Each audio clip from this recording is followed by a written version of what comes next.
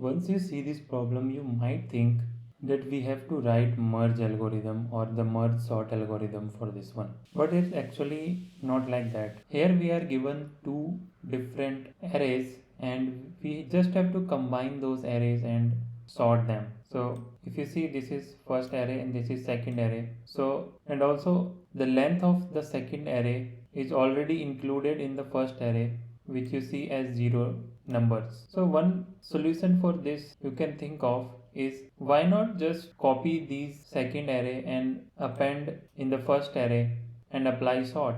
That will solve the problem, right? Yeah, exactly. And that is what we are doing for the brute force approach. So we can use the zeros present there at the end and we'll just put our number one by one from the array 2 to array 1 and then we do simple sort over that. But the problem is this will give you time complexity of m plus n log m plus n, because if we consider size of first array as m and the size of second array as n, then while doing arrays dot sort you will end up getting n log n similar kind of complexity. Let's see how this works. So I have taken the same example and I have passed almost all the things required. If I can show you in the LeetCode also, it is accepting same set of variables. So to solve this problem, we first iterate towards array 2 and we can just append the numbers at the end of array 1, because m here is not the actual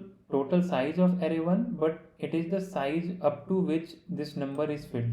So we can do this, just append after that. And once we have everything in num1 array, we can just apply a simple sort. So this will solve the problem. Let's try to check it. So yeah, we got the sorted array at the end. It might look simple at first, but it will give you n log n time complexity. Let's try to reduce the time complexity.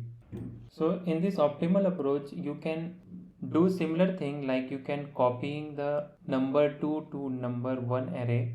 But while doing that, why not we just keep a pointer at the first array and we keep on checking while inserting to first array, and that way we'll able to solve this in big of n time while iterating the single array. So this diagram might be look bit confusing, but once you see the code it will make sense. So we are taking same example that we have taken for brute force approach, and let's try to optimize this. First we can take three variables.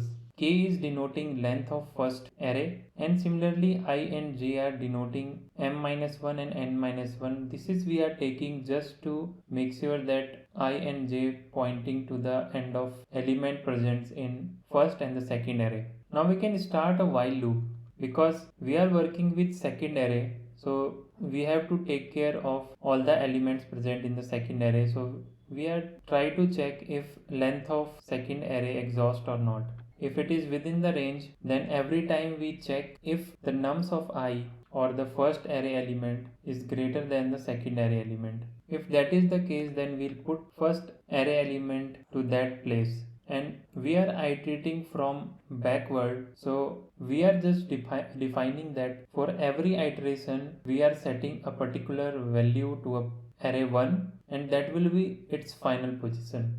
So there are some case where this is not valid, right?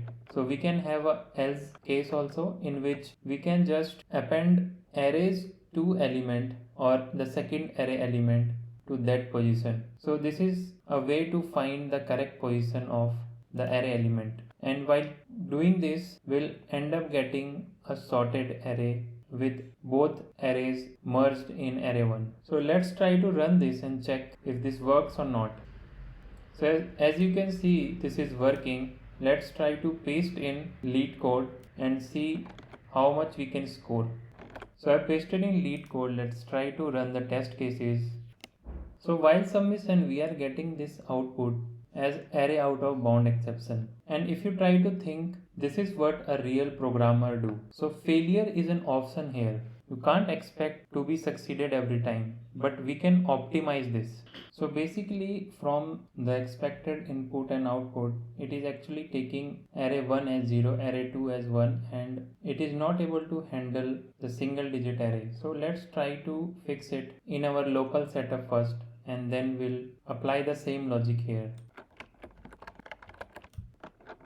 So if you see this till here, I can see the logic is fine, but we have to accept one more case. So for that we have to find out after this while loop also if something is left in the second array. So for that we'll have this one more while loop that will take care of that, and whatever is in the second array we can just append in the first array. In this way we'll solve this problem. Let's see how this work in our local setup. So as you can see, this is not throwing any other error.